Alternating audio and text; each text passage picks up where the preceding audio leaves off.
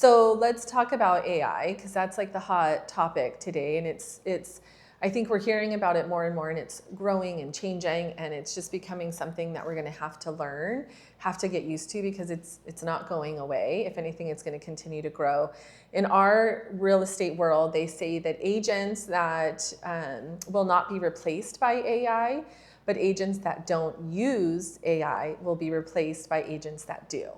Meaning and I'm sure that's true for a lot of professions, like we need to learn AI and learn how we can best incorporate that in our business to help us show up better. And there's so many options. And from what I've heard, it's like almost like a race to people to want to be the best, right? And want to do the most. And so the great thing is that it's creating like competition, but there are lots of options out there. And I think sometimes that can feel overwhelming. So I would love it if you could kind of give us an overview of the different AI options and platforms. Yeah. I think let's talk about the different platforms. One of the key mindset shifts that needs to, I believe, occur for people is understanding like what AI is. And really, I put it into two buckets, which is predictive or generative. And AI tends to be more predictive as it stands right now, because generative is more about innovation. It can go and create things, and I'll talk about that more in a second. But we have to understand that it's like we have access to this tool that it has all the information ever out there, right? Like it's like people might get frustrated with AI, or they think it's not for them, but you literally have this tool that has access to all this information, so why not use it? But regarding the mindset shift, it's still people that are like, I don't need this. I don't need this thing. And I think, if I may, people are using it as like a Google search.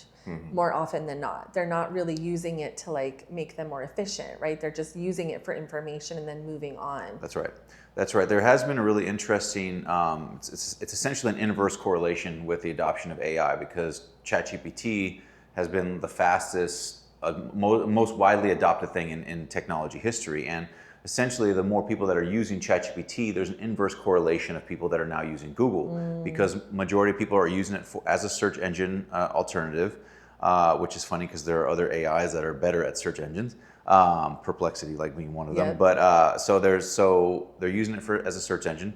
They're using it as an email writer, which we can talk about the psychology of that in a second. And they're actually using it for a lot of verbal processing or emotional processing, oddly enough, which is dangerous to some degree, because AI inherently is sycophantic. The way that these companies get the adoption rate to increase is by making it more friendly. And more often than not, people want to live in an echo chamber. They want to talk to somebody and it say, you're doing a great job, you know, and they don't want to hear the hard truths. That's right.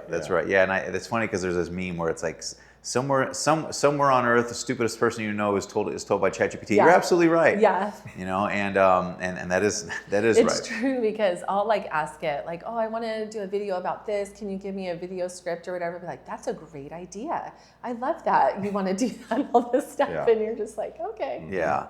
So again, as far as like the encompassing mindset shift goes, it's important to remember that this is a technology, because I have talked to a lot of, and I still continue to have these conversations, people that are resistant to AI. Maybe they are overwhelmed by it, which is usually the case, or they just don't like it.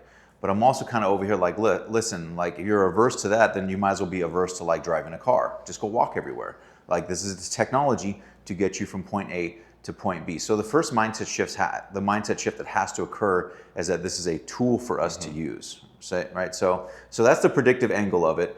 The other aspect of it is generative, which is, again, as I was talking about, innovation, which is actually very rare. Like it's very rare to have like a generative AI. However, the caveat to that for most people is that this actually can be new innovation for you in relation to your skill set. So it's like you can use it to help you learn more. It's not necessarily innovative or brand new, but as long as you're looking at it as a tool that you are learning from, not as a codependent crutch. And that's where I think people go wrong, is that they use this thing and like, oh, well, I'm just fine. Like, no, you have to like almost become, I don't want to use the word like symbiotic, but to some degree like symbiotic. Yeah. Unfortunately, I'm kind of over here one of these people like, when's Elon's Neuralink gonna come out? So that way I can get information faster. And the whole obsession with speed is a whole other thing too. Yeah, oh, for sure. For sure. I heard that one of my conferences, they were talking about AI and saying like the 20-60-20 rule, right? Like you have to give it the first 20%, it will do 60%, and then you have to do the last 20%, like edit it, like critically look at it. Is this right? And make sure, because of it's not always perfect.